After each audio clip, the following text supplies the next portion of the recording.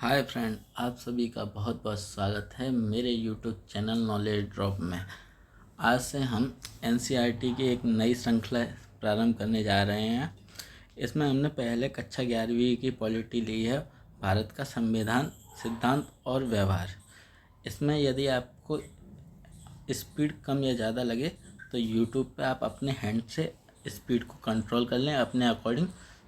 जिस स्पीड में आपको सुविधा लगे आप उस स्पीड में सुन सकते हैं। इस वीडियो का उपयोग आप एनसीईआरटी रिवीजन, एनसीईआरटी के कॉन्सेप्ट बनाने और एनसीईआरटी पढ़ने के लिए कर सकते हैं। यह मेरा नया चैनल है जिस पे हम एनसीईआरटी रीडिंग चालू कर रहे हैं।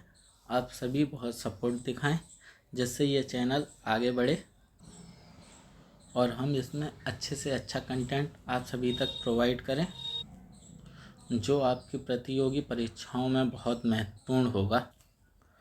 आप सभी इस वीडियो को देखिए, सब्सक्राइब कीजिए और अपना सपोर्ट दिखाइए जिससे इस चैनल पे हम और भी एनसीईआरटीज़ की वीडियोस डालें।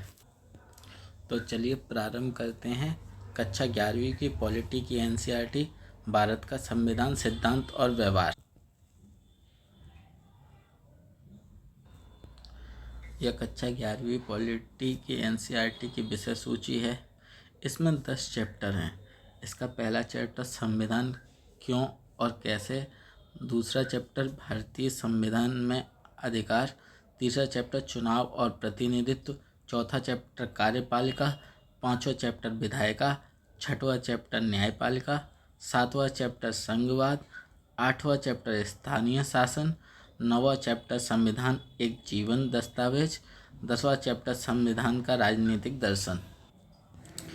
इन 10 चैप्टर की हम आपको 1 बाय 1 वीडियो रीडिंग प्रोवाइड करेंगे। आज हम प्रारंभ करते हैं भारतीय संविधान क्यों और कैसे। अध्याय 1, संविधान क्यों और कैसे। परिचय। यह पुस्तक संविधान की कार्यप्रणाली के बारे में लिखी गई है। आगे के अध्याय में आप संविधान की कार्यप्रणाली के विभिन्न पहलुओं के बारे में पढ़ेंगे। हमारे देश की सरकार की विभिन्न संस्थाओं और उनके आपसी संबंध के बारे में आपको ज्ञान होगा। लेकिन इसके पहले कि आप चुनाव, सरकार, राष्ट्रपति और प्रधानमंत्री के बारे में पढ़ें, यह समझ जरूरी है कि सरकार के पूरे ढांचे और सरकार की संस्थाओं को नियंत्रित करने वाले विभिन्न सिद्धांत की उत्पत्ति भारत के संविधान से हुई है। इस अध्याय के अध्ययन से आपको निम्नलिखित बातों का ज्ञान होगा। संविधान किसे कहते हैं, संविधान समाज को क्या देता है, संविधान समाज में शक्ति का बंटवारा कैसे करता है और भारत का संविधान कैसे बनाया गया।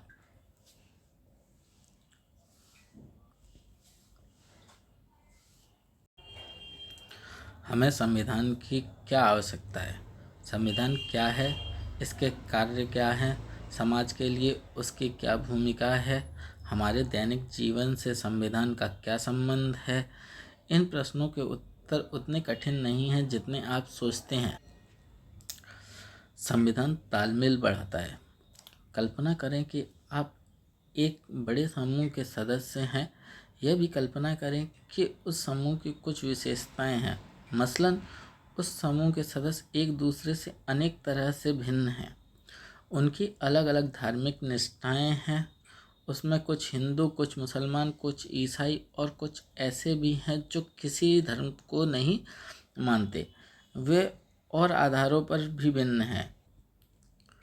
वे अलग अलग व्यवसाय करते हैं, उनकी भिन्न योग्यताएं हैं, अलग अलग शौक़ हैं और सिनेमा से लेकर किताबों तक उनकी पसंद अलग अलग है।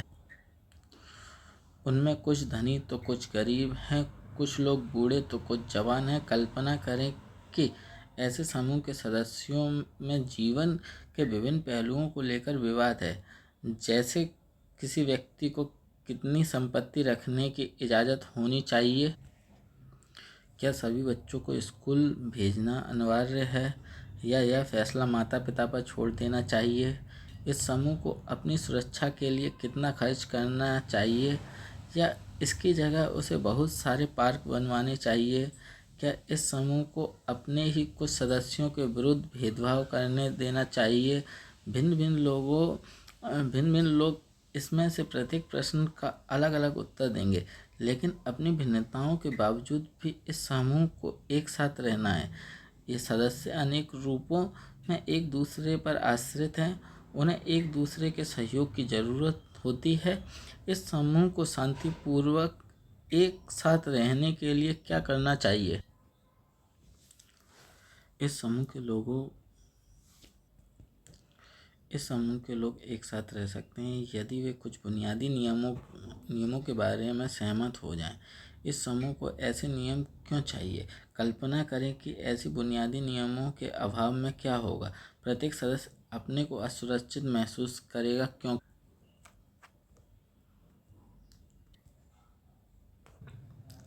उसे यह मालूम नहीं होगा कि समूह के सदस्य एक दूसरे के साथ कैसे बर्ताव करेंगे और किसका किस चीज़ पर अधिकार है। किसी भी समूह को सार्वजनिक रूप से मान्यता प्राप्त कुछ बुनियादी नियमों की आवश्यकता होती है, जिसे समूह के सभी सदस्य जानते हों, ताकि आपस में न्यूनतम समन्वय बना रहे। लेकिन ये नियम केवल पता ही नहीं होना चाहिए, वरन उन्हें लागू भी होना चाहिए।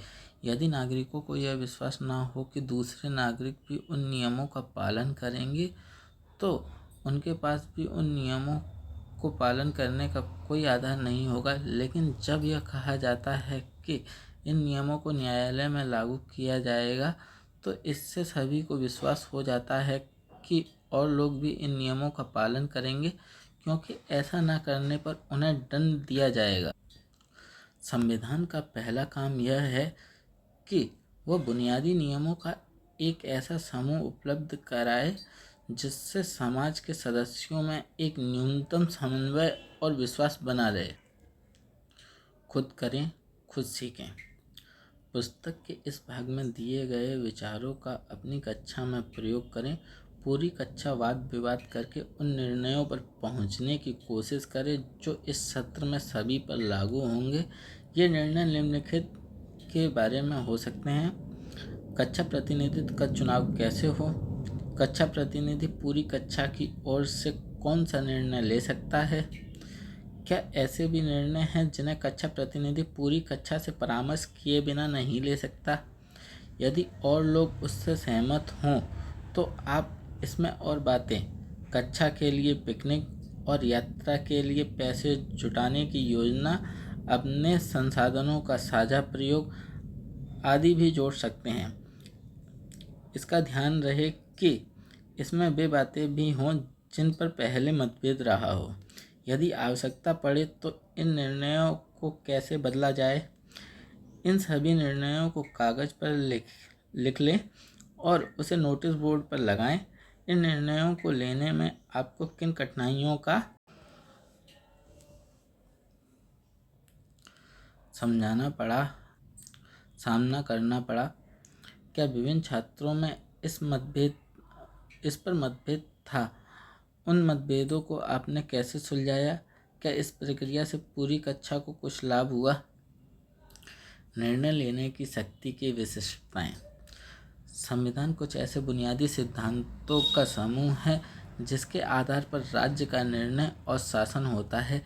लेकिन ये बुनियादी नियम क्या हो और ऐसे कौन सी बातें हैं जो उन्हें बुनियादी बना देती हैं? पर हाँ, सबसे पहले आपको यह तय करना पड़ेगा कि जिन नियमों के आधार पर समाज का शासन होता है, उन्हें बनाएगा कौन? आपको का नियम बनाने की इच्छा है, लेकिन दूसरे लोग खा नियम बनाना चाहते हैं। फिर ये कैसे तय किया जाए कि किसकी इच्छा वाले नियम से हम पर शासन हो? जिन नियमों के अंतर्गत आप सभी को रखना चाहते हैं वे आपको सर्वश्रेष्ठ लग सकते हैं, लेकिन दूसरे लोग को लगता है कि उनके द्वारा सुझाए गए नियम सर्वश्रेष्ठ हैं। इस विवाद को कैसे सुलझाया जाए? अतः यह निर्णय करने से पहले कि हमारे समूह को किन नियमों से शासित होना है, हमें वास्तव में यह तय करना पड़ेगा कि उन नियमों को बनाएगा कौन।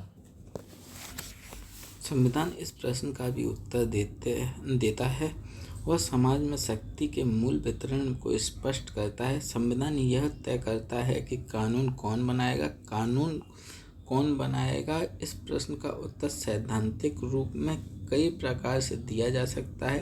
राजतंत्र में कानून का निर्माण राजा करता है, जबकि कुछ संविधान जैसे पुराने सोवियत संघ के संविधान में निर्णय का अधिकार केवल एक पार्टी को दिया गया था। लेकिन लोकतंत्र संविधानों में निर्णय मोटे तौर पर जनता लेती है। लेकिन यह विषय इतना सरल नहीं है। यदि यह मान भी लिया जाए कि जनता निर्णय लेती है, तब भी यह प्रश्न अनुत्तरित रह जाता है कि जनता निर्णय कैसे लेती है। क्या कोई कानून बनाने के लिए सभी लोगों को सहमत होना चाहिए? प्राचीन यूनान की पद्धति के अनुसार क्या प्रत्येक मुद्दे पर सभी लोगों को वोट देना चाहिए, या लोगों को अपने निर्वाचित प्रतिनिधियों के द्वारा अपनी राय व्यक्त करनी चाहिए? लेकिन लोगों को अपने प्रतिनिधियों के माध्यम से काम करना हो, तो फिर उन प्रतिनिधियों का चयन कैसे हो और कुल कितने प्रतिनिधि हों? उदाहरण के लिए, भारतीय संविधान में यह स्पष्ट किया गया है कि अधिकतर कानून संसद बनाएगी और इस संसद का गठन भी एक विशेष प्रकार से किया जाएगा। किसी समाज में कानून कैसा है, इसे देखने के पहले उन कानूनों को बनाने का अधिकार रखने वालों को पहचानना होगा। यदि संसद को कानून बनाने का अधिकार है, तो पहले उसे यह अधिकार देने वाला कोई कानून होना चाहिए। यह काम संविधान करता है। संविधान वह सत्ता है जो सर्वप्रथम सरकार बनाती है। संविधान का दूसरा काम यह स्पष्ट करना है कि समाज में निर्णय लेने की शक्ति किसके पास होगी।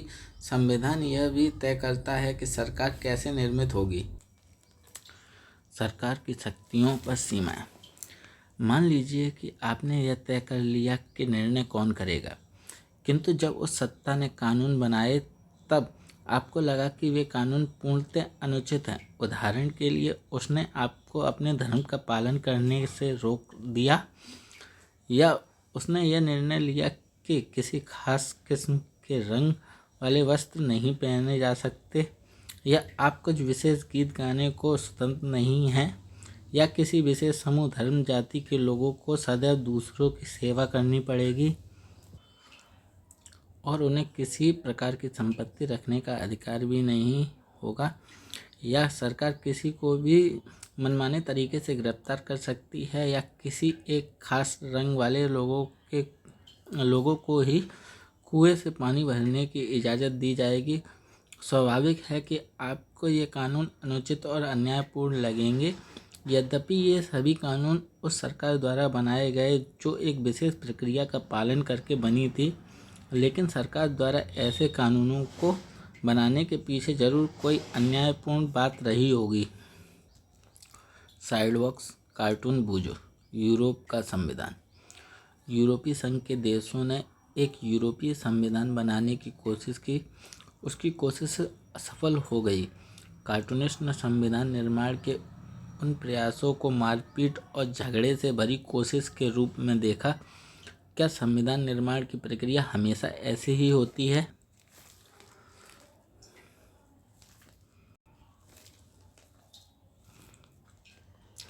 अतः संविधान का तीसरा काम यह है कि वह सरकार द्वारा अपने नागरिकों पर लागू किए जाने वाले कानूनों की कोई सीमा तय करे।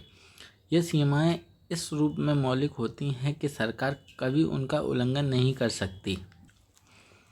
संविधान सरकार की शक्तियों को कई तरह से सीमित करता है।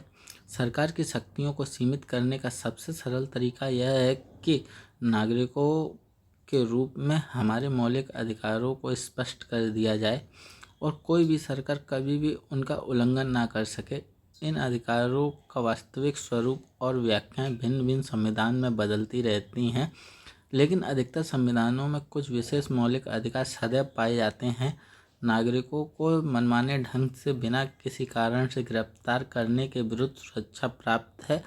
यह सरकार की शक्तियों के ऊपर एक मूलभूत सीमा है। नागरिकों को सामान्यतः कुछ मौलिक स्वतंत्रताओं का अधिकार है, जैसे भाषण की स्वतंत्रता, अंतरात्मा की आवाज़ पर काम करने की स्वतंत्रता, संगठन बनाने की स्वतंत्रता आदि।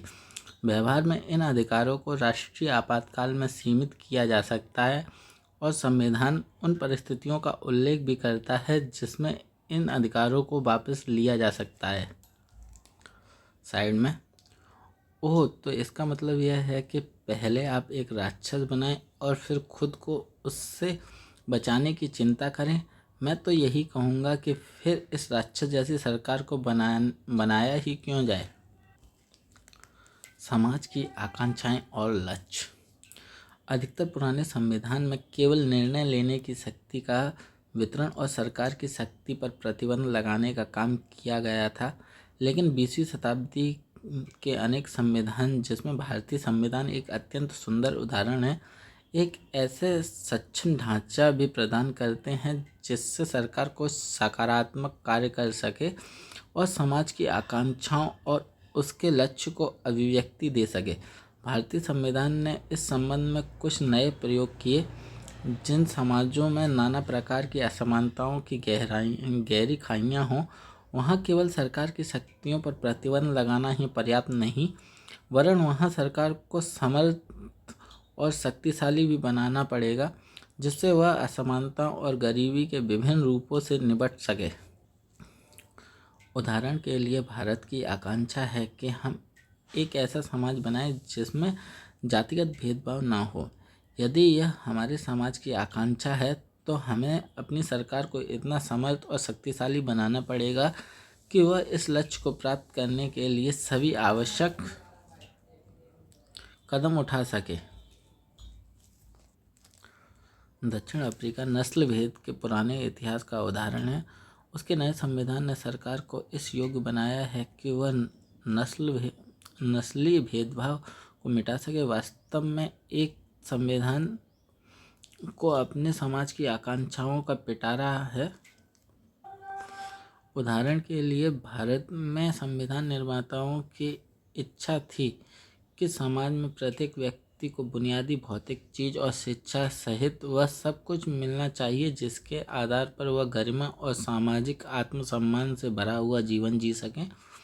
भारतीय संविधान सरकार को वह सामर्थ्य प्रदान करता है जिससे वह कुछ सकारात्मक लोक कल्याणकारी कदम उठा सके और जिन्हें कानून की मदद से लागू भी किया जा सके। जैसे जैसे हम भारतीय संविधान को पढ़ते हैं, हमें पता चलता है कि ऐसे सामर्थ्य प्रदान करने वाले प्रावधानों को हमारे संविधान की प्रस्तावना का समर्थन प्राप्त है और ये संविधान के मौलिक अधिकारों वाले भाग में भी पाए जाते हैं। बॉक्स में कार्टून बूझो। संविधान निर्माताओं को लोगों की अलग अलग आकांक्षाओं से जूझना पड़ता है। यहाँ पर नेहरू को अनेक भावी कल्पनाओं और विचारधाराओं में संतुलन करते दिखाया गया है। क्या आप पहचान सकते हैं कि ये विभिन्न समूह क्या चाहते हैं?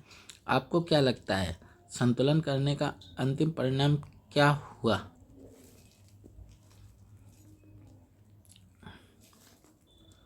संविधान का चौथा काम यह है कि वह सरकार को ऐसी क्षमता प्रदान करे जिससे वह जनता की आकांक्षाओं को पूरा कर सके और एक न्यायपूर्ण समाज की स्थापना के लिए उचित परिस्थितियों का निर्माण कर सके।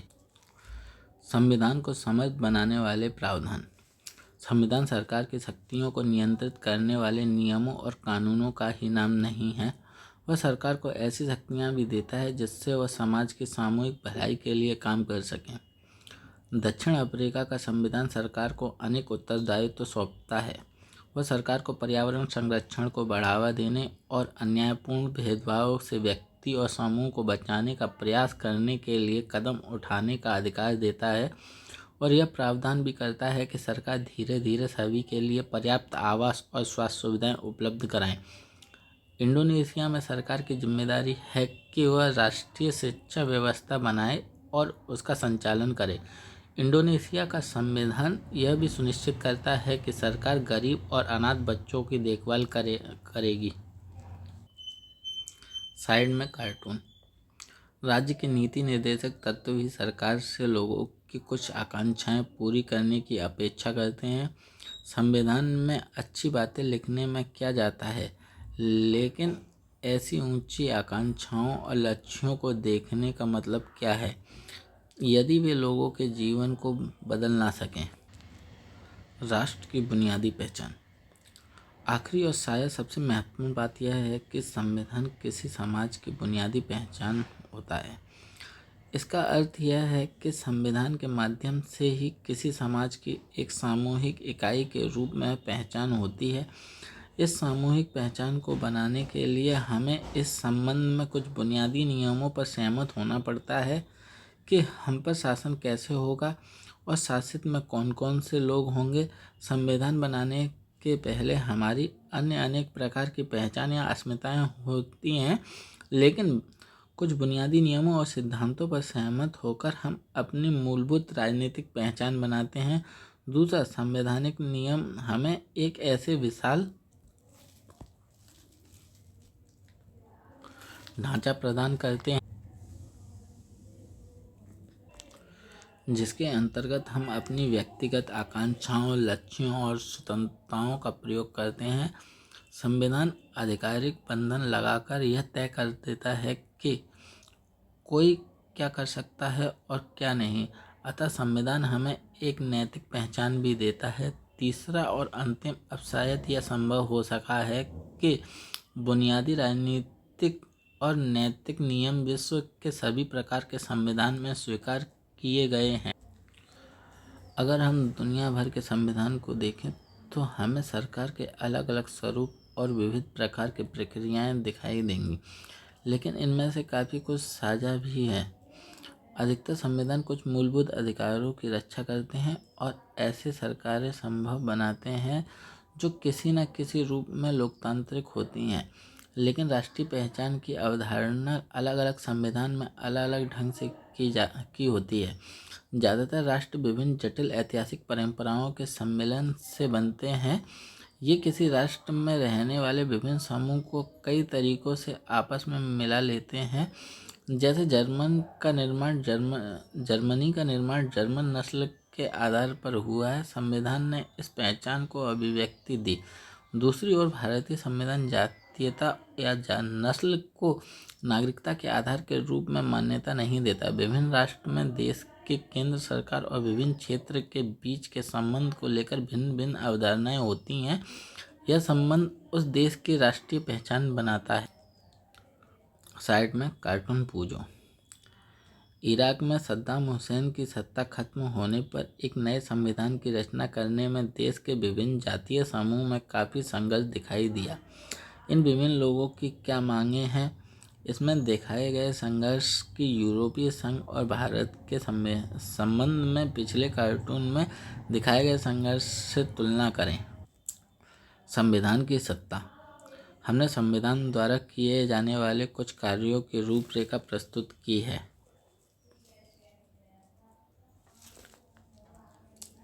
कहाँ पहुँचे, क्या समझे। नीचे भारतीय और अन्य संविधानों के कुछ प्रावधान दिए गए हैं। बताएं कि इनमें प्रत्येक प्रावधान का क्या कार्य है।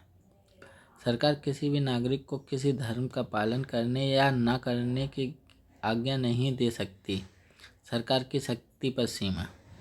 सरकार को आय और संपत्ति की असमानता को कम करने का प्रयास अवश्य करना चाहिए।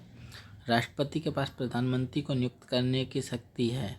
संविधान वह सर्वोच्च कानून है जिसका सभी को पालन करना पड़ता है। भारतीय नागरिक किसी खास नस्ल, जाति या धर्म तक सीमित नहीं है। इन कार्यों से स्पष्ट होता है कि क्यों अधिकतर समाजों में एक संविधान होता है, लेकिन संविधान के बारे में हम 3 और प्रश्न कर सकते हैं। संविधान क्या है? संविधान कितना प्रभावी है? क्या संविधान न्यायपूर्ण है? अधिकतर देशों में संविधान एक लिखित दस्तावेज के रूप में होता है जिसमें राज्य के बारे में कई प्रावधान होते हैं।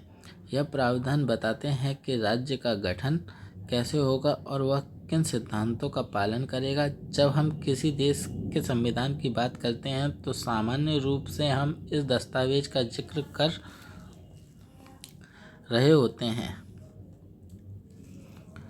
लेकिन कुछ देशों जैसे इंग्लैंड के पास ऐसे कोई दस्तावेज नहीं है जिसे संविधान कहा जा सके, बल्कि उनके पास दस्तावेज और निर्णयों की एक लंबी श्रृंखला है जिसे सामूहिक रूप से संविधान कहा जाता है।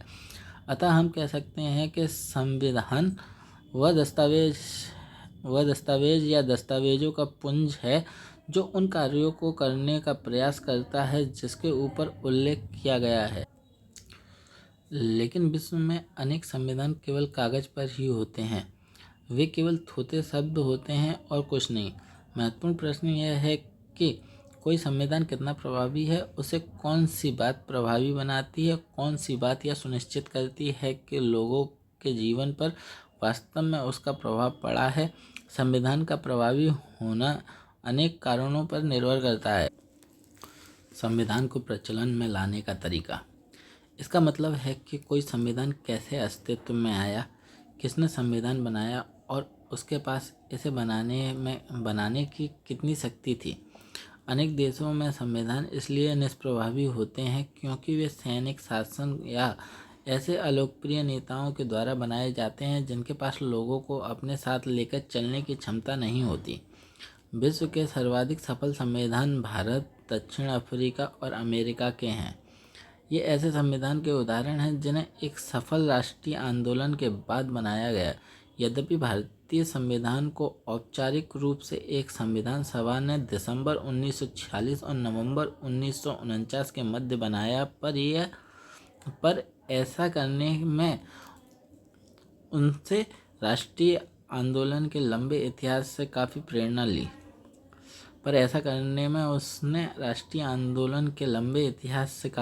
ली।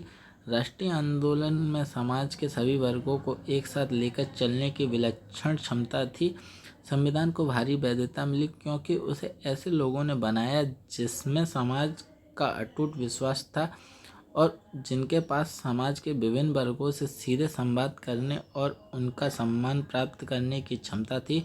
संविधान निर्माता लोग को यह समझाने में सफल रहे कि संविधान उनकी व्यक्तिगत शक्ति को बढ़ाने का कोई साधन नहीं। यही कारण है कि संविधान को भारी वैधता मिली।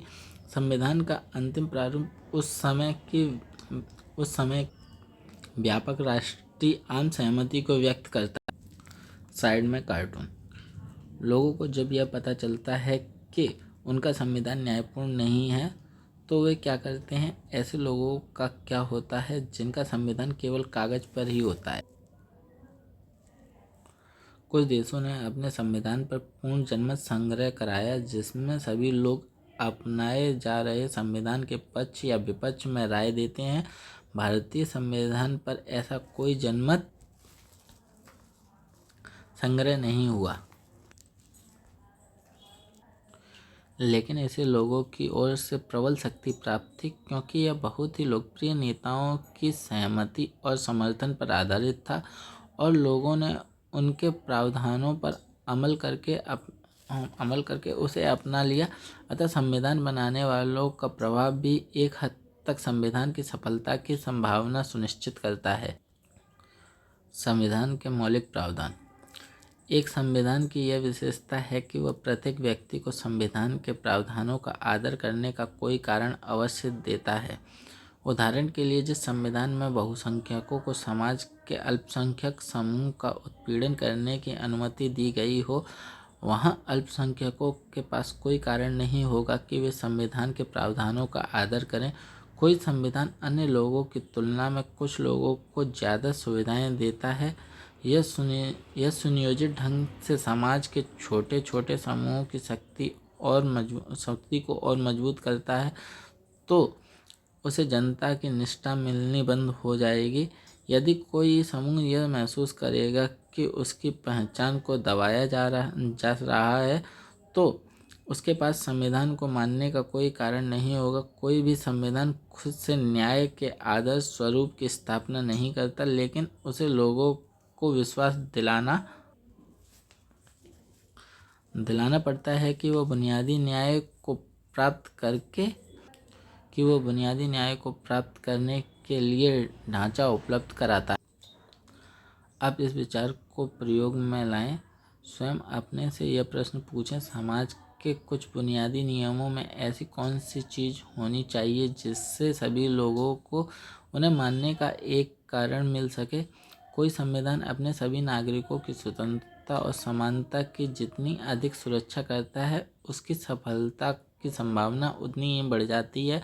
मोटे तौर पर कहें तो क्या भारतीय संविधान प्रत्येक नागरिक को एक न एक ऐसा कारण देता है जिससे वह उसकी सामान्य रूपरेखा का समर्थन कर सके? इस पुस्तक को पढ़ने के बाद आप इस प्रश्न का हाँ में उत्तर देने की स्थिति में होने चाहिए। साइड में बॉक्स में नेपाल के संविधान निर्माण का विवाद। संविधान बनाना कोई आसान और सुगम काम नहीं है। नेपाल संविधान बनाने की एक जटिल प्रक्रिया का उदाहरण है। 1948 के बाद नेपाल में 5 संविधान बनाए जा चुके हैं। 1948, 1951, 1959, 1962 और 1990 में। लेकिन ये सभी संविधान नेपाल नरेश द्वारा प्रदान किए गए। 1990 में संविधान द्वारा बहुदलीय लोकतंत्र की शुरुआत की गई, पर अनेक क्षेत्र में नरेश के पास अंतिम शक्तियां बनी रहीं। पिछले 10 वर्ष में नेपाल में देश की सरकार और राजनीतिक पुनर्संरचना के लिए सशस्त्र राजनीतिक आंदोलन चल रहे हैं। उनमें प्रमुख मुद्दा यही था कि संविधान में राजा की भूमिका क्या होनी चाहिए। नेपाल के कुछ समूह राजतंत्र नामक संस्था को ही खत्म करने और नेपाल में गणतंत्र सरकार की स्थापना करने के पक्ष में थे। कुछ लोगों का मानना था कि राजा की सीमित भूमिका के साथ संवैधानिक राजतंत्र का बना रहना उपयोगी होगा। स्वयं राजा भी शक्तियों को छोड़ने के लिए तैयार नहीं था। राजा ने अक्टूबर 2002 में समस्त शक्तियों को अपने हाथ में ले लिया। बहुत सारे राजनीतिक दल और संगठन एक नई संविधान सभा के गठन की मांग कर रहे थे। नेपाली कम्युनिस्ट पार्टी माओवादी जनता द्वारा चुनी गई संविधान सभा के संघर्ष में सबसे आगे थी। अंततः जन प्रदर्शन के दबाव के सामने झुकते हुए राजा को एक ऐसी सरकार बनवानी पड़ी जो आंदोलनकारी दलों को स्वीकार थी। इस सरकार ने राजा की लगभग सभी शक्तियां छीन ली। अब सभी पक्ष यह तय करने की कोशिश कर रहे हैं कि एक संविधान सभा का गठन किस प्रकार हो। संघ या राज्य की सरकार के कर्मचारियों द्वारा सैन्य कानून के दौरान या कानून व्यवस्था बनाए रखने के लिए कुछ कार्य किए जाते हैं। अनुच्छेद 33 और 34 संसद को यह अधिकार देता है कि ऐसे कार्य के लिए वह कर्मचारियों का संरक्षण कर सकें। इस प्रावधान से संघ सरकार की शक्ति और भी बढ़ जाती है। सैन्य बल विशेष शक्ति कानून, armed forces special power act इन्हें प्रावधान के आधार पर बना है। इस अवसरों पर इस कानून के कारण लोगों और सैन्य बलों के बीच तनाव उत्पन्न हो चुका। संस्थाओं की संतुलित रूपरेखा। संविधान को जनता नहीं, प्रायः एक छोटा समूह ही नष्ट कर देता है, क्योंकि वह अपनी शक्तियां बढ़ाना चाहता है। ढंग से बनाए गए संविधान में शक्तियों को इस प्रकार बांट दिया जाता है जिससे कोई एक समूह संविधान को नष्ट ना कर सके। संविधान की रूपरेखा बनाने की एक कारगर विधि यह सुनिश्चित करना है कि किसी एक संस्था का सारी शक्तियों पर एकाधिकार ना हो।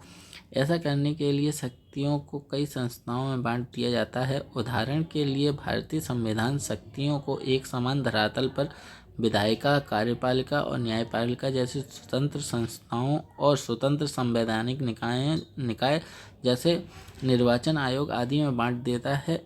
इससे यह सुनिश्चित हो जाता है कि यदि कोई एक संस्था संविधान को नष्ट करना चाहे तो अन्य दूसरी संस्था उसके अतिक्रमण को नियंत्रित कर लेगी। अवरोध और संतुलन के कुशल प्रयोग ने भारतीय संविधान की सफलता सुनिश्चित की है। संस्थाओं की रूपरेखा बनाने में इस बात का भी ध्यान रखा जाता है कि उसमें बाध्यकारी मूल्य, नियम और प्रक्रियाओं के साथ अपनी कार्यप्रणाली में लचीलेपन का संतुलन होना चाहिए, जिससे वह बदलती आवश्यकताओं और परिस्थितियों के अनुकूल अपने को ढाल सके। ज़्यादा कठोर संविधान परिवर्तन के दबाव में नष्ट हो जाते हैं, और दूसरी ओर यदि संविधान अत्यधिक लचीला है तो वह समाज को सुरक्षा और पहचान ना दे सकेगा। सफल संविधान प्रमुख मूल्यों की रक्षा करने और नई परिस्थितियों के अनुरूप स्वयं को ढालने में एक संतुलन सकते हैं। अब भारतीय संविधान निर्माताओं की समझदारी को नवे अध्याय संविधान एक जीवन दस्तावेज में महसूस करेंगे, जिसमें भारतीय संविधान को एक जीवन दस्तावेज की संज्ञा दी गई है। अपने प्रावधानों में परिवर्तन की संभावना और एक हद ठोस रूप में संतुलन बैठाकर संविधान सुनिश्चित करता है कि वह दीर्घायु हो और जनता का आदर प्राप्त करे। इस व्यवस्था से यह भी सुनिश्चित हो जाता है कि कोई भी वर्ग या समूह अपने बलबूते संविधान को नष्ट नहीं कर सकेगा। अतः आप यह पता लगाने के लिए कि क्या किसी संविधान की सत्ता मान्य है, आप अपने से 3 प्रश्न पूछ सकते हैं। क्या जिन लोगों ने संविधान बनाया वे विश्वसनीय थे? इस प्रश्न का उत्तर इस अध्याय में आगे मिलेगा। दूसरा, क्या संविधान ने सुनिश्चित किया था कि सूझबूझ के साथ शक्ति को इस प्रकार संगठित किया जाए कि किसी एक समूह के लिए संविधान नष्ट करना आसान ना हो? और सबसे अधिक महत्वपूर्ण बात यह है कि क्या संविधान सबको कुछ ऐसे कारण देता है कि वे संविधान का पालन करें? इस पुस्तक के अधिकतर हिस्से में इस प्रश्न का उत्तर दिया गया है। क्या संविधान लोगों की आशाओं और आकांक्षाओं का पिटारा है? संविधान द्वारा लोगों की निष्ठा प्राप्त करने की योग्यता काफ़ी कुछ इस बात पर भी निर्भर करती है कि संविधान न्यायपूर्ण है या नहीं। भारतीय संविधान में न्याय के बुनियादी सिद्धांत क्या है? इस पुस्तक का अंतिम अध्याय इस प्रश्न का उत्तर देगा। साइड में कार्टून बूझो। कार्टून बनाने वाले ने नए ईरा के संविधान को ताश के पत्तों का महल क्यों कहा है? क्या यह वर्णन भारतीय संविधान पर भी लागू होता है? भारतीय संविधान कैसे बना? आइए देखें कि भारतीय संविधान कैसे बना। औपचारिक रूप से एक संविधान सभा ने संविधान को बनाया, जिसे अविभाजित भारत में निर्वाचित किया गया था। इसकी पहली बैठक 9 दिसंबर 1946 को हुई और फिर 14 अगस्त 1947 को विभाजित भारत के संविधान सभा के रूप में इसकी पुनः बैठक हुई। 1935 में स्थापित प्रांतीय विधानसभाओं के सदस्यों द्वारा अप्रत्यक्ष विधि से संविधान सभा के सदस्यों का चुनाव हुआ। संविधान सभा की रचना लगभग उसी योजना के अनुसार हुई जिसे ब्रिटिश मंत्रिमंडल की एक समिति कैबिनेट मिशन ने प्रस्तावित किया था। इस योजना के अनुसार प्रत्येक प्रांत, देशी रियासत या रियासतों के समूह को उनकी जनसंख्या के अनुपात में सीटें दी गईं। मोटे तौर पर 10 लाख की जनसंख्या पर 1 सीट का अनुपात रखा गया। परिणाम स्वरूप ब्रिटिश सरकार के प्रत्यक्ष शासन वाले प्रांतों को 292 सदस्य चुनने थे तथा देशी रियासतों को न्यूनतम 93 सीटें आवंटित की गईं। प्रत्येक प्रांत की सीटों को 3 प्रमुख समुदायों मुसलमान, सिख और सामान्य में उनकी जनसंख्या के अनुपात में बांटा गया। प्रांतीय विधानसभाओं में प्रत्येक समुदाय के सदस्यों ने अपने प्रतिनिधियों को चुना और इसके लिए उन्होंने समानुपातिक प्रतिनिधित्व और एकल संक्रमण मत पद्धति का प्रयोग किया। देशी रियासतों के प्रतिनिधियों के चुनाव का तरीका उनके परामर्श से तय किया गया। अध्याय के पिछले भाग में उन तीनों कारकों पर प्रकाश डाला गया है जो संविधान को प्रभावी और सम्मान के योग्य बनाते हैं। भारतीय संविधान इस परीक्षा में किस हद तक कामयाब होता है? बॉक्स में आस्था का प्रतीक। संविधान सभा के अस्तित्व में आने से बहुत पहले ऐसी संविधान सभा की मांग उठ चुकी थी। इसकी प्रतिध्वनि हमें संविधान सभा के अध्यक्ष डॉक्टर राजेंद्र प्रसाद के 9 दिसंबर 1946 के अध्यक्षीय भाषण में सुनाई देती है। महात्मा गांधी के कथन को याद करते हुए डॉक्टर राजेंद्र प्रसाद ने कहा कि स्वराज का अर्थ है जनता के द्वारा स्वतंत्र रूप से चुने हुए प्रतिनिधियों के माध्यम से व्यक्त उनकी इच्छा। उन्होंने कहा, देश में राजनीतिक रूप से जागरूक सभी वर्गों में संविधान सभा का विचार एक आस्था का प्रतीक बन चुका है।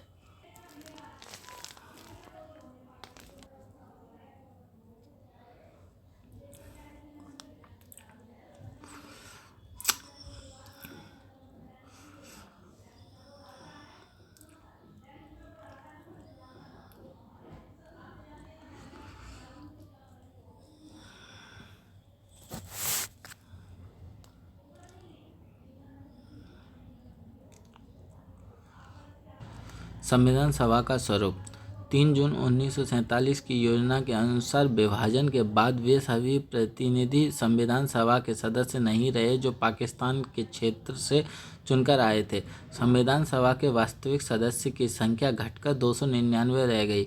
इसमें से 26 नवंबर 1949 को कुल 284 सदस्य उपस्थित थे। इन्होंने ही अंतिम रूप से पारित संविधान पर अपने हस्ताक्षर किए। इस प्रकार उपमहाद्वीप में विभाजन से उपजी विभीषिका और हिंसा के बीच संविधान निर्माण का काम हुआ। लेकिन संविधान निर्माताओं के धैर्य की प्रशंसा करनी पड़ेगी कि उन्होंने न केवल अत्यधिक दबाव में एक संविधान बनाया बल्कि विभाजन के कारण हुई अकल्पनीय हिंसा से सही सबक भी लिया। भारत के संविधान ने नागरिक की एक नई अवधारणा प्रस्तुत की। इसके अंतर्गत अल्पसंख्यक न केवल सुरक्षित होंगे बल्कि धार्मिक पहचान का नागरिक अधिकारों पर भी कोई प्रभाव नहीं पड़ेगा। लेकिन संविधान सभा के गठन का यह विवरण केवल सतही तौर पर ही हमें बताता है कि संविधान वास्तव में बना कैसे। यद्यपि हमारी संविधान सभा के सदस्य सार्वभौमिक वयस्क मताधिकार के आधार पर नहीं चुने गए थे, पर उसे ज़्यादा से ज़्यादा प्रतिनिधि परक बनाने का गंभीर प्रयास किया गया। सभी धर्म के सदस्यों को ऊपर बताई गई विधि से प्रतिनिधित्व दिया गया। इसके अतिरिक्त संविधान सभा में उस समय के अनुसूचित वर्ग के 26 सदस्य थे। जहाँ तक राजनीतिक दलों का सवाल है, विभाजन के बाद संविधान सभा में कांग्रेस का वर्चस्व था और उसे 82% सीट प्राप्त थी। लेकिन कांग्रेस स्वयं विविधताओं से भरी हुई एक ऐसी पार्टी थी जिसमें लगभग सभी विचारधाराओं की नुमाइंदगी थी। साइड में कार्टून। यदि भारत की संविधान सभा देश के सभी लोगों के द्वारा निर्वाचित होती तो क्या होता? क्या वह उस संविधान सभा से भिन्न होती जो बनाई गई? संविधान सभा की कामकाजी की शैली। संविधान सभा की सत्ता केवल इस बात पर ही नहीं टिकी थी कि वह मोटे तौर पर, हालांकि पूर्ण रूप से नहीं, सबका प्रतिनिधित्व कर रही थी। संविधान बनाने के लिए अपनाई गई प्रक्रिया और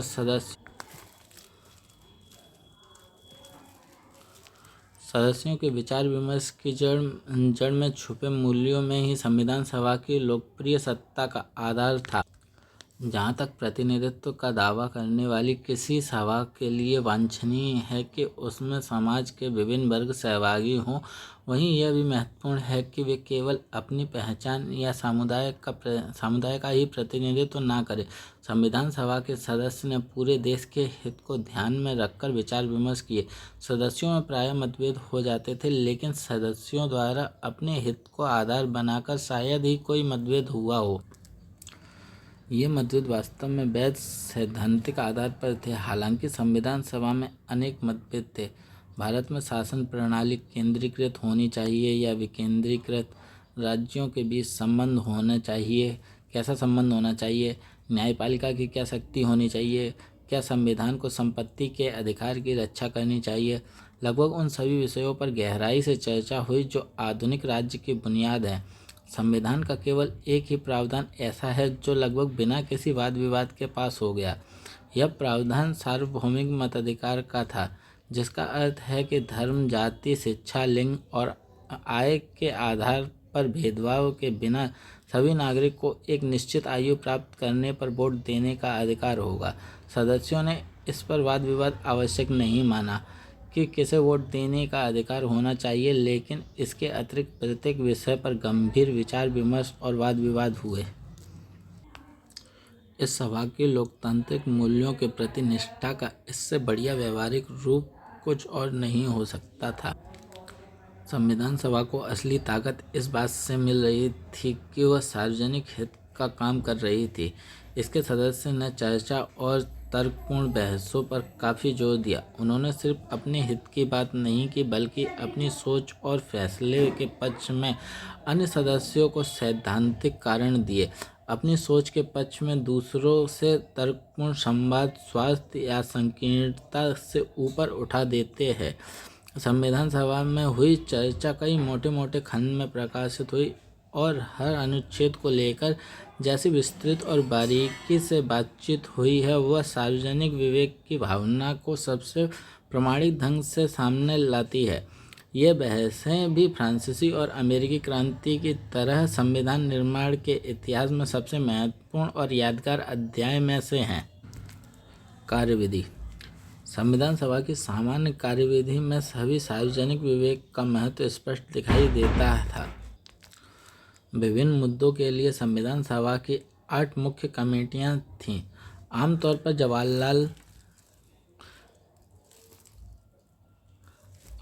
जवाहरलाल नेहरू, राजेंद्र प्रसाद, सरदार पटेल, मौलाना आज़ाद या अंबेडकर इन कमेटी की अध्यक्षता करते थे। ये ऐसे लोग थे जिनका विचार हर बात पर एक दूसरे से समान नहीं थे। अंबेडकर तो कांग्रेस और गांधी के कड़े आलोचक थे और उन पर अनुसूचित जातियों के उत्थान के लिए पर्याप्त काम न करने का आरोप लगाते थे। पटेल और नेहरू बहुत से मुद्दों पर एक दूसरे से असहमत थे, फिर भी सबने एक साथ मिलकर काम किया। प्रत्येक कमेटी ने आमतौर पर संविधान के कुछ कुछ प्रावधानों का प्रारूप तैयार किया, जिन पर बाद में पूरी संविधान सभा में चर्चा की गई। आमतौर पर यह प्रयास किया गया कि फैसले आम राय से हों और कोई भी प्रावधान किसी खास हित समूह के पक्ष में न हो। कई प्रावधानों पर निर्णय मत विभाजन करके भी लिया गया। ऐसे अवसरों पर भी हर सरोकार का ध्यान रखा गया और हर तर्क और शंका का समाधान बहुत ही सावधानी से किया गया। लिखित रूप से उनका जवाब दिया गया। 2 वर्ष और 11 महीने की अवधि में संविधान सभा की बैठक 166 दिन तक चली। इसके सत्र अखबार और आम लोगों के लिए खुले हुए थे। साइड में कार्टून। संविधान बनाने की रफ्तार को घोंगे की रफ्तार बताने वाला कार्टून। संविधान के निर्माण में 3 वर्ष लगे। क्या कार्टूनिस्ट इस बात पर टिप्पणी कर रहा है, संविधान सभा को अपने कार्य करने में इतना समय क्यों लगा? राष्ट्रीय आंदोलन की विरासत। लेकिन कोई भी संविधान केवल अपनी संविधान सभा के बूते नहीं बनता। भारत की संविधान सभा इतनी विविधतापूर्ण थी कि वह सामान्य ढंग से काम ही नहीं कर सकती थी यदि उसके पीछे उन सिद्धांतों पर आम सहमति न होती जिन्हें संविधान में रखा जाना था। इन सिद्धांतों पर स्वतंत्रता आंदोलन के दौरान सहमति बनी। एक तरफ से संविधान सभा केवल उन सिद्धांतों को मूर्त रूप और आकार दे रही थी जो उसने राष्ट्रीय आंदोलन से विरासत में प्राप्त किए थे। संविधान लागू होने के कई दशक पूर्व से राष्ट्रीय आंदोलन में उन प्रश्नों पर चर्चा हुई जो संविधान बनाने के लिए प्रासंगिक थे, जैसे भारत में सरकार का स्वरूप और संरचना कैसी होनी चाहिए, हमें किन मूल्यों का समर्थन करना चाहिए, किन असमानताओं को दूर किया जाना चाहिए आदि। इन बहसों से प्राप्त निष्कर्ष को ही संविधान में अंतिम रूप प्रदान किया। राष्ट्रीय आंदोलन से जिन सिद्धांतों को संविधान सभा में लाया गया उसका सर्वोत्तम सारांश हमें नेहरू द्वारा 1946 में प्रस्तुत उद्देश्य प्रस्ताव में मिलता है। इस प्रस्ताव में संविधान सभा के उद्देश्य को परिभाषित किया गया था। इस प्रस्ताव में संविधान की सभी आकांक्षाओं और मूल्यों को समाहित किया गया था। पिछले भाग में जिस संविधान के मौलिक प्रावधान कहा गया था वो वास्तव में उद्देश्य प्रस्ताव में समाहित मूल्यों से प्रेरित और उनका सारांश है। इस प्रस्ताव के आधार पर हमारे संविधान में समानता, स्वतंत्रता, लोकतंत्र, संप्रभुता और एक सार्वजनीय पहचान जैसी बुनियादी प्रतिबद्धताओं को संस्थागत स्वरूप दिया गया। अतः हमारा संविधान केवल नियमों और प्रक्रियाओं की भूलभुलैया नहीं है, बल्कि यह एक ऐसी सरकार बनाने की नैतिक प्रतिबद्धता है जो राष्ट्रीय आंदोलन में लोगों को दिए गए आश्वासनों को पूरा करेगी। संस्थागत व्यवस्थाएं। संविधान को प्रभावी बनाने का तीसरा कारक यह है कि सरकार की सभी संस्थाओं को संतुलित ढंग से व्यवस्थित किया जाए। मूल सिद्धांत यह रखा गया कि सरकार लोकतांत्रिक रहे और जन कल्याण के लिए प्रतिबद्ध हो। संविधान सभा ने शासन के विभिन्न अंगों विधायिका, कार्यपालिका और न्यायपालिका के बीच समुचित संतुलन स्थापित करने के लिए बहुत विचार मंथन किए। संविधान सभा ने संसदीय शासन व्यवस्था और संघात्मक व्यवस्था को स्वीकार किया, जो एक और विधायिका और कार्यपालिका के बीच तथा दूसरी ओर केंद्र सरकार और राज्य सरकार के बीच शक्ति का वितरण करती है। शासकीय संस्थाओं की सर्वाधिक संतुलित व्यवस्था स्थापित करने में हमारा संविधान निर्माताओं ने दूसरे देशों के प्रयोग और अनुभवों से कुछ सीखने में कोई संकोच नहीं किया। इस प्रकार हमारे संविधान निर्माताओं ने अन्य संवैधानिक परंपराओं से कुछ ग्रहण करने से भी कोई परहेज नहीं किया। यह उनके व्यापक ज्ञान का प्रमाण है कि उन्होंने किसी भी ऐसे बौद्धिक तर्क या ऐतिहासिक उदाहरण की अनदेखी नहीं की जो उनके कार्य को संपन्न करने के लिए जरूरी था। अतः उन्होंने विभिन्न देशों से अनेक प्रावधानों को लिया, लेकिन उन विचारों को लेना कोई नकलची मानसिकता का परिणाम नहीं था, बल्कि इस बात से बिल्कुल अलग थी। संविधान के प्रत्येक प्रावधान को इस आधार पर उचित सिद्ध करना था कि वह भारत की समस्याओं और आशाओं के अनुरूप है। यह भारत का सौभाग्य ही था कि हमारी संविधान सभा ने संकुचित दृष्टिकोण छोड़कर संपूर्ण विश्व से सर्वोत्तम चीज़ों को ग्रहण किया और उन्हें अपना बना लिया। साइड में, क्या यह संविधान उदार का था? हमें ऐसा संविधान क्यों नहीं बना सकते जिसमें कहीं से कुछ भी उधार न लिया गया हो?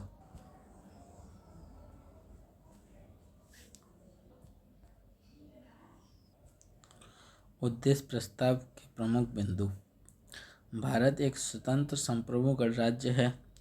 भारत ब्रिटेन के अधिकार में आने वाला भारतीय क्षेत्रों, देशी रियासतों और देशी रियासतों के बाहर के ऐसे क्षेत्र जो हमारे संघ का अंग बनना चाहते हैं का एक संघ होगा। संघ की इकाइयाँ स्वायत्त होंगी और उन सभी शक्तियों का प्रयोग और कार्यों का संपादन करेंगी जो संघीय सरकार को नहीं दी गई। संप्रभु और स्वतंत्र भारत तथा इसके संविधान की समस्त शक्तियों और सत्ता का स्रोत जनता है। भारत के सभी लोग सामाजिक, आर्थिक और राजनीतिक न्याय, कानून के समक्ष समानता, प्रतिष्ठा और अवसर की समानता तथा कानून और सार्वजनिक नैतिकता की सीमाओं में रहते हुए भाषण, अभिव्यक्ति, विश्वास, धर्म, उपासना, व्यवसाय, संगठन और कार्य करने की मौलिक स्वतंत्रता की गारंटी और सुरक्षा दी जाएगी। अल्पसंख्यकों, पिछड़ों व जनजाति क्षेत्र, दलित व अन्य पिछड़ा वर्ग को समुचित सुरक्षा दी जाएगी। गणराज्य की क्षेत्रीय अखंडता तथा थल, जल और आकाश में इसके संप्रभु अधिकारों की रक्षा सभ्य राष्ट्र के कानून और न्याय के अनुसार की जाएगी। विश्व शांति और मानव कल्याण के विकास के लिए देश स्वेच्छापूर्वक और पूर्ण योगदान करेगा।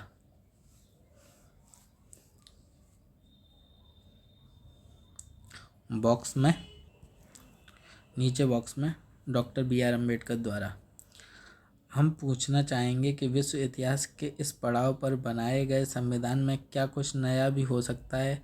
आज इस समय बनाए गए संविधान में यदि कुछ नया हो सकता है तो वह यह है कि उसमें केवल कुछ ऐसे प्रावधान किए जाएं जो असफलताओं को दूर करें और उसे देश की आवश्यकताओं के अनुरूप बना सकें।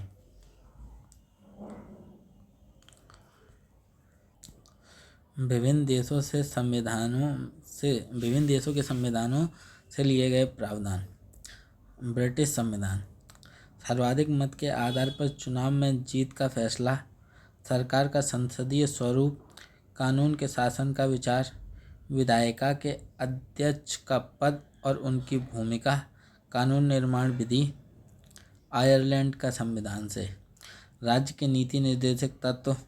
फ्रांस का संविधान से। स्वतंत्रता, समानता और बंधुत्व का सिद्धांत। कनाडा के संविधान से। एक अर्धसंघात्मक सरकार का स्वरूप, सशक्त केंद्र सरकार वाली संघात्मक व्यवस्था, अवशिष्ट शक्तियों का सिद्धांत, अमेरिका का संविधान से, मौलिक अधिकारों की सूची, न्यायिक पुनरावलोकन की शक्ति और न्यायपालिका की स्वतंत्रता।